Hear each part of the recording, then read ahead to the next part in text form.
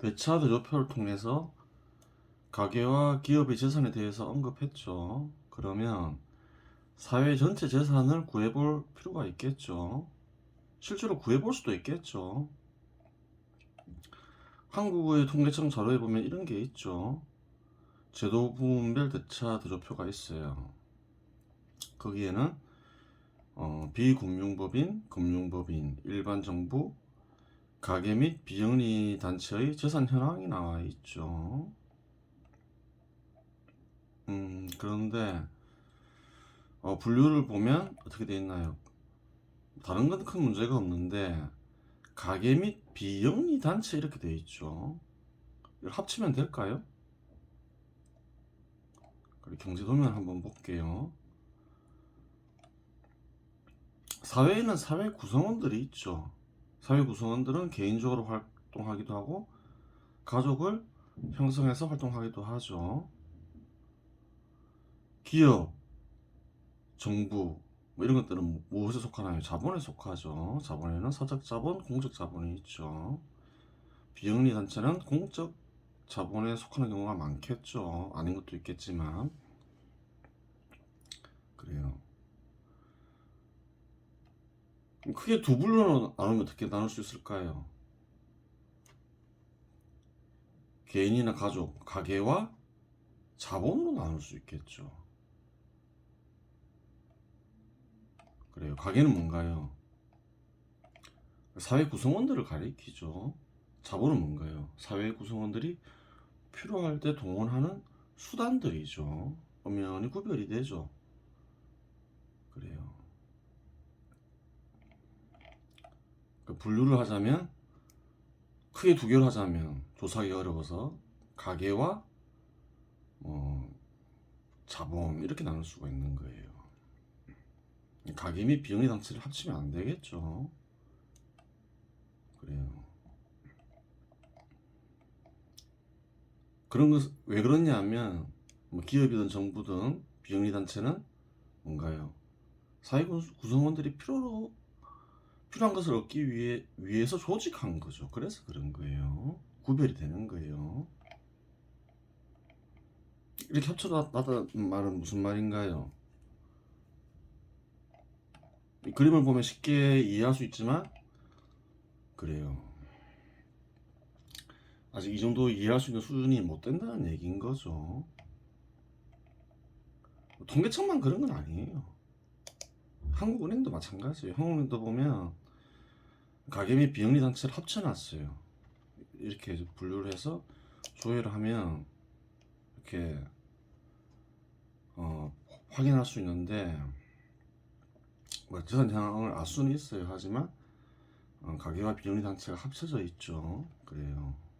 아직까지 이런 어떤 경제적 지식이 이러한 것을 분류할 수 있는 수준이 안 된다는 말이겠죠. 어쩔 수 없어요.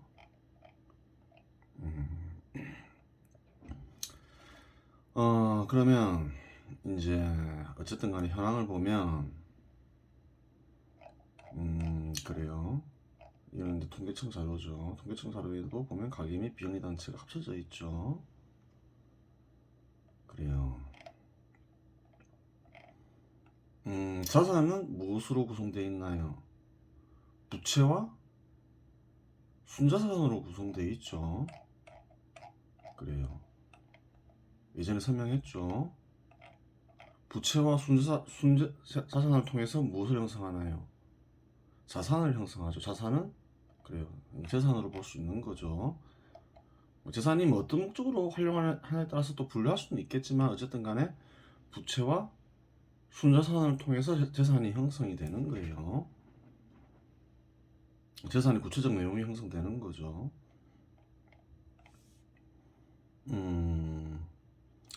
그래요.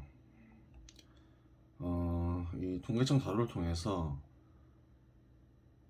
무엇을 할 수 있나요? 비금융자산, 금융자산, 금융부채, 순자산 이렇게 알 수가 있어요. 네 가지를 알 수 있죠. 한번 볼까요? 이렇게 비금융자산, 금융자산, 금융부채, 순자산. 비금융자산과 금융자산은 자산이죠. 그리고 이 자산에서 부채를 빼면 순자산을 알 수 있는 거죠. 이 자료는 그게 구할 수가 있어요. 그래요. 금융법인도 알 수 있고 일반 정부도 알 수 있고 가계 및 비영리 단체도 알 수 있죠. 한번 자산 규모를 볼까요? 비금융법인은 한 7,300조 가까이 되죠. 금융법인은 자산이 8,000조 가까이 돼요. 일반 정부는 5,000조 가까이 되죠. 가계 및 비영리 단체는 어느 정도 되나요? 1경 가까이 되죠. 1경. 합치면 어떻게 되나요? 3경 1046조 가까이 되죠. 그러면 3경 1046조가 한국 사회의 총 자산인가 이제 총 재산인가 이렇게 생각할 수 있잖아요. 그럴까요? 그러면 그래요.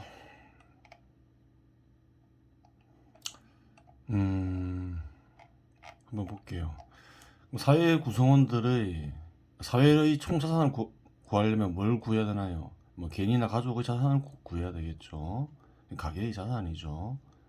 그 다음에 자본에는 여러 가지가 있을 수 있죠. 기업도 있고 정부도 있고 비영리 단체가 있을 수도 있겠죠. 그러한 것들의 재산을 알아야 되겠죠. 그 전에 좀 이론적인 걸 알아야 돼요. 그게 무슨 말이냐면 어떤 개인의 특정 집단이 있죠. 근데 부채가 없어요. 그 순자산이 3억 원이면 그 개인의 특정 집단의 재산은 얼마가 될까요? 일단 자산은 3억 원이죠. 자산은 부채와 순자산이 합쳐져서 자산을 형성하죠. 부채가 없죠. 구하기가 쉽죠. 이 경우에는 개인의 특정 집단의 자산은 얼마가 되나요? 3억 원이 되겠죠. 그러면 다른 예로 부채가 1억 원이 있고 순자산이 2억 원이 있어요. 그럼 자산은 어떻게 되나요? 3억 원이 되죠. 그러면 이러한 개인의 특정 집단의 경우 재산이 얼마인가요? 어떤 이는 3억 원이라 할 거고 그래요. 어떤 이는 뭐라 할까요? 부채는 자기 돈이 아니니 이 사람이나 이 집단의 재산은 2억 원이다 이렇게 얘기하겠죠. 그렇죠. 그럼 두 명의 총재산은 얼마인가요? 어떤 이는 5억 원이라 할 것이고 어떤 이는 6억 원이라 하겠죠. 그래요. 이 사람의 재산을 2억 원으로 보는 이는 그래요.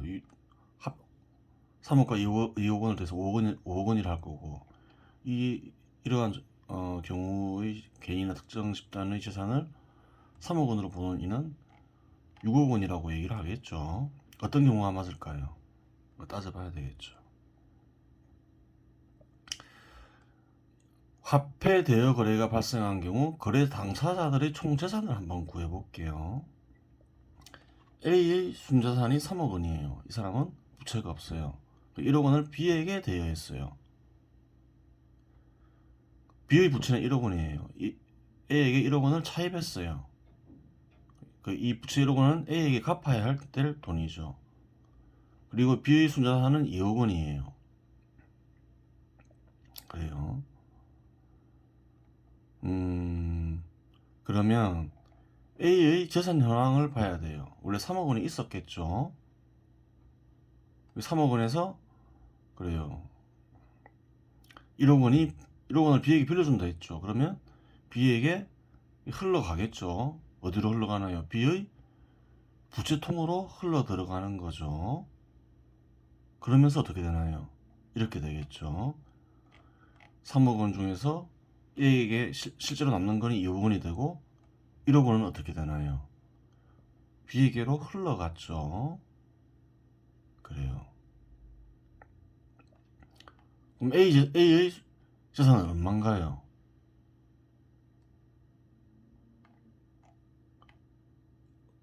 어떤 이는 3억 원이라고 또 어떤 이는 2억 원이라겠죠. A에게 실제로 2억 원밖에 없지 않느냐. 1억 원은 B에게 흘러 들어갔지 않느냐.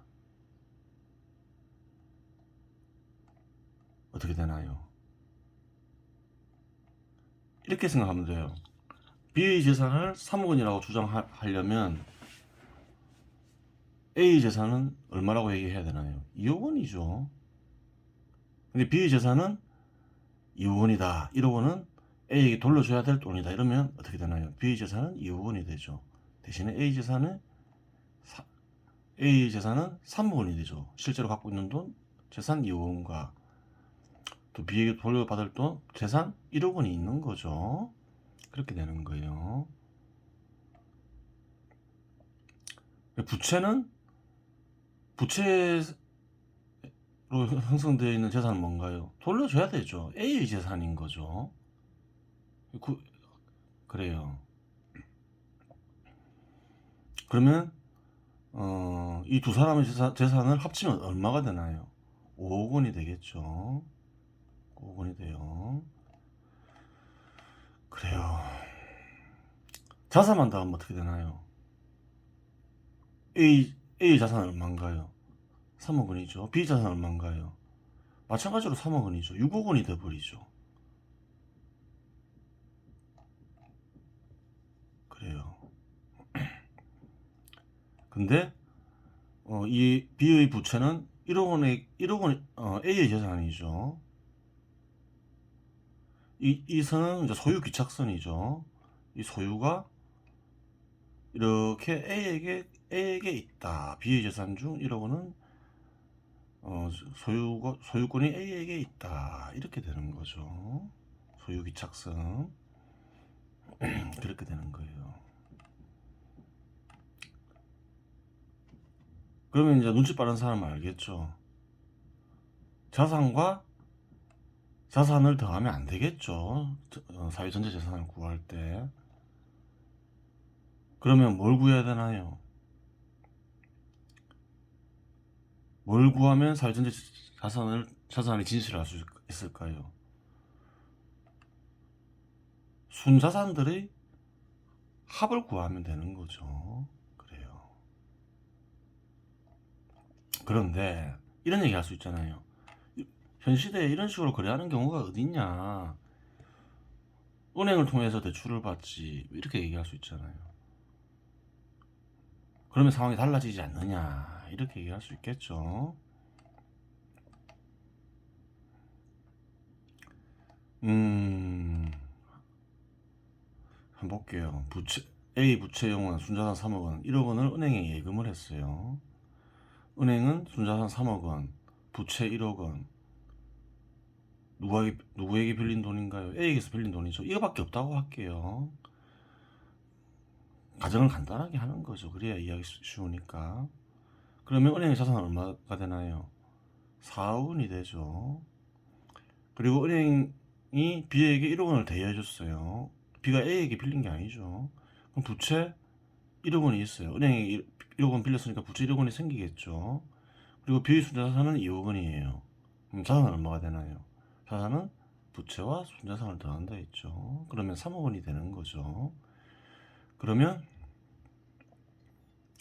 어떤 그림이 그려질까요? 그 전에 은행은 주로 어떤 일을 하나요?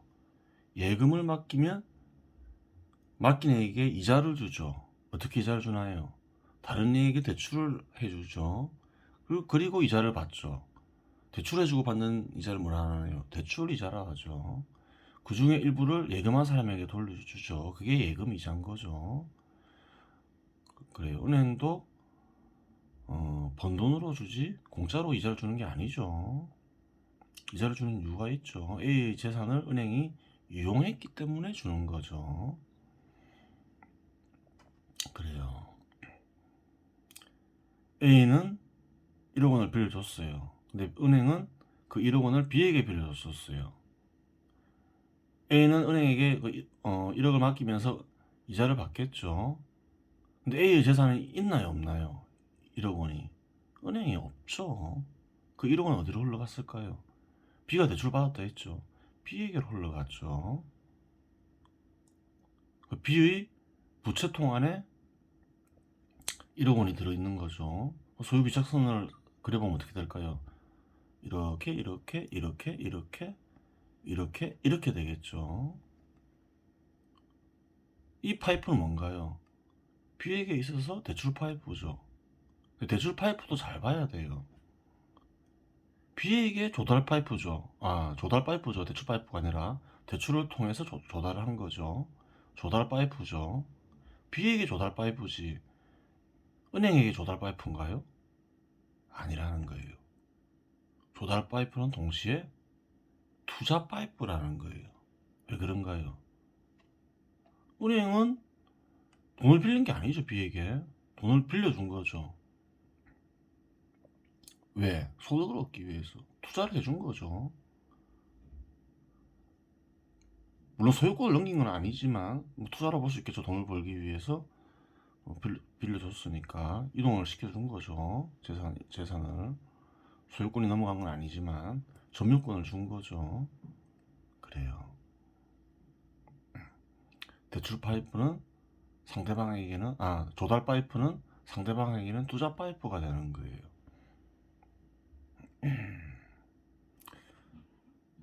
또 A가 은행에게 예금했죠. 이 파이프는 뭔가요? 은행에게는 조달 파이프인 거죠. A에게는 뭔가요? 투자 파이프인 거죠. 은행에 예금을 맡기고 이자를 얻는 거죠. 그렇게 되는 거예요. 그러면 잘 보세요. A의 1억 원이 B에게 흘러갔죠. 그럼 이 셋의 전체 재산은 얼마가 되나요? 자산끼리 다 더하면 어떻게 되나요? 3억은 은행은 자산이 4억 원이 되죠. 부채가 1억 원 있고 순자산이 3억 원 있으니까 7억 원이 되죠. B는 부채와 순자산을 더하면 3억 원이죠. 그럼 10억 원이 되죠. 근데 이러한 이론을 알면 어떤가요?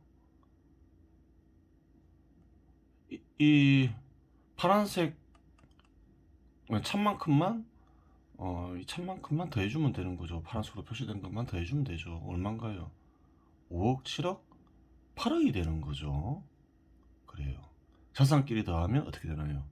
겹치는 부분들이 생기는 거죠. 중복 계산되는 거죠. 그렇게 되는 거예요. 그러면 이거 파란색으로 표시된 데만 더하면 어떻게 되나요? 8억이죠. 그럼 순자산만 더해볼까요? 3억은 은행 순자산 3억은 6억 원이죠. 그리고 비의 순자산 2억 원이죠. 8억 원이죠. 은행이 개입돼도 순자산만 더하면 되는 거죠. 그래요.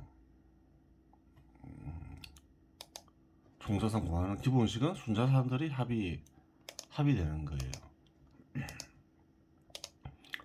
그러면 이게 전부 다일까요? 이것만 순자산만 더하는 것만 알면 될까요? 그게 아니라는 거예요. 하여간에 우선 그러면 한국의 총재산 현황을 볼게요.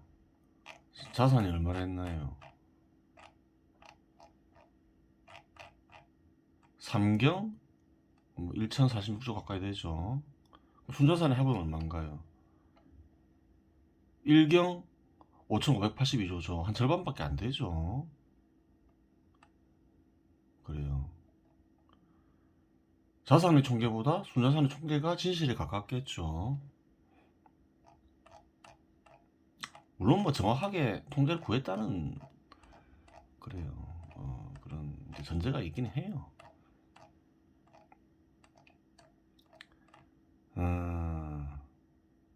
그러면 이제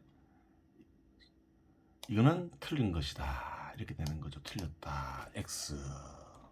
그러게 X가 되는 거예요. X. 그럼 뒤에 거 순자산 총계는 어떨까요? 맞을까요? 거의 맞겠지만 완전히 맞지는 않다. 그래요. 세모 정도가 되겠죠. 세모. 이 빠진 부분이 있어서 그래요. 뭐가 빠졌을까요? 예전에 깡통과 개털에 대해서 설명을 했죠. 깡통은 뭐라 했나요? 순자산통, 부채통이죠. 순자산통이 텅텅 빌 수가 있는 거죠. 그래요. 이 경우 어떻게 되나요? 앞에서 언급한 대로 얘기하면 순자산 영원이죠. 근데 순자산 마이너스가 생길 수 있다 했죠. 어떤 경우에 부채가 있는 경우에 그렇죠. 순자산은 영원인데 부채가 있으면 어떻게 되나요? 갚아야 되잖아요. 자기 돈이 아니라 했죠. 그러면 순자산이 마이너스가 될 수가 있는 거예요. 부채가 있는 경우에는 순자산이 마이너스가 될 수 있어요. 이 경우 어떻게 해야 될까요? 예를 통해서 살펴볼게요. A 순자산 3억 원, B와 C에게 5천만 원 대여했어요. B 부채 5천만 원이에요. A에게 5천만 원 차입했어요. 순자산 2억 원이에요. 근데 이 5천만 원 어떻게 사용했냐면 자산 형성에 사용했어요. 뭐 공장을 짓는 데 사용했거나 뭐 집을 구매하는 데 사용했다 이 말이에요. 그럼 이 사람은 자산은 총 얼마인가요? 2억 5천만 원이죠. 그래요. 자산은 2억 5천만 원, 순자산은 2억 원, 부채 5천만 원이죠. 자산을 팔면 회수할 수 있잖아요. 사라진 게 아니죠. 5천만 원이. 근데 순자산이 영원인 사람이 있어요. 근데 부채 5천만 원이 생겼어요. A에게 5천만 원 빌렸다 했죠. 뭐 사람일 수도 있고 기업일 수도 있고 뭐 집단일 수도 있겠죠. 근데 A에게 5천만 원 차입했는데 5천만 원을 비용으로 사용했어요. 자산 형성에 사용하지 않았어요. 뭐 기업 같으면 인건비가 없어요. 지급해야 될 인건비가 없어서 은행에 대출받아서 인건비를 지급했어요. 혹은 개인 같은 경우에 갑자기 생활비가 없어요. 소득이 없어졌어요. 뭐 생활비가 없어요. 그래서 은행에서 돈을 빌려서 써버렸어요. 자산 형성에 사용된 게 아니죠. 이미 쓰고 없는 거죠. B의 경우는 자산을 형성하는데 5천만 원 사용했다 했죠. 자산을 정리하면 5천만 원이 회수되죠. C는 써버렸다 했죠. 비용으로. 어떻게 되나요? 없어져 버렸죠. 그러면 어떻게 될까요? C 재산 현황. A 재산 중에서 5천만 원은 B에게 흘러갔죠. 그대로 있는 거죠. 그대로 있어요. 근데 5천만 원은 C에게 흘러갔죠. 있나요, 없나요? 없죠. 소유권선이 있긴 있죠. 5천만 원을 회수할 수 있는 소유권선이 이어져 있지만 C에게는 실제로 아무것도 없는 거예요. C 입장에서는 마이너스 5천만 원이죠. 순자산이 마이너스 될 수 있다 했죠. 그러면 개털이 있는 상황에서 이 세 명의 총 재산은 얼마인가요? 4억 5천만 원이죠. 그러면 이제 사회 총재산을 구할 수 있죠. 순자산 총계 마이너스 사회 전체 개털 부채 총계가 되는 거죠. 이게 사회 총재산이에요. 그래요.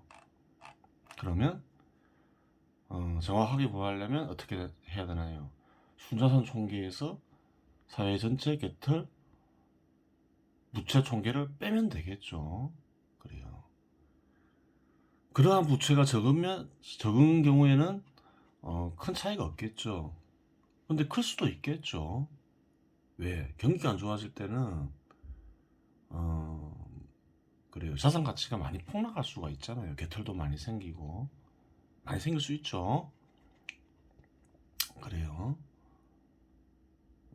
그런 경우가 생길 수가 있어요. 그런 경우에는 그런 부채를 빼면 그래요. 그릇된 정보를 얻겠죠. 이번 시간은 여기서 마치겠습니다.